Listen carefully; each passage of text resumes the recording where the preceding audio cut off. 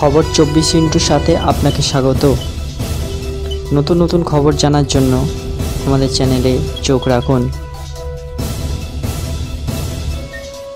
নমস্কার দর্শক বন্ধুরা, খবর 24 সাথে আপনাকে স্বাগত। অশান্ত বাংলাদেশ, প্রধানমন্ত্রী পদ থেকে ইস্তফা দিয়ে দেশ ছাড়তে হয়েছে শেখ হাসিনাকে। আপাতত ভারতেই রয়েছে বাংলাদেশের প্রাক্তন প্রধানমন্ত্রী শেখ হাসিনা।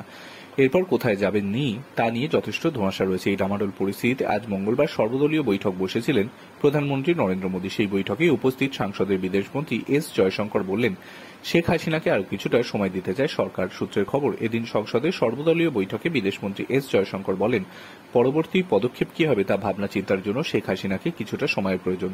সরকার শেখ হাসিনাকে কিছুটা সময় দিতে চায়। বৈঠকে উপস্থিত নেতাদের বাংলাদেশের পরিস্থিতি নিয়ে যাবতীয় তথ্য জানান বিদেশমন্ত্রী জয়শঙ্কর।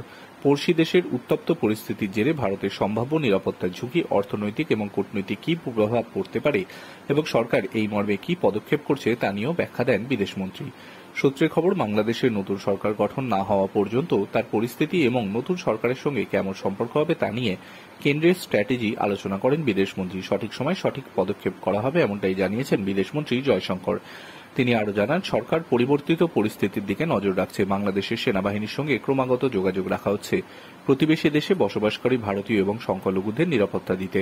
সূত্রের খবর, আগামী 2-3 দিন ভারতেই থাকতে পারেন শেখ হাসিনা। এর পরবর্তী গন্তব্যের উদ্দেশ্যে রওনা দিতে পারেন তিনি। তবে ব্রিটেন আশ্রয় দিতে অস্বীকার করায় ভারতেই পাকাপাকিভাবে হাসিনা থেকে যেতে পারেন এমন গুঞ্জনও শুরু হয়েছে। Bureau report.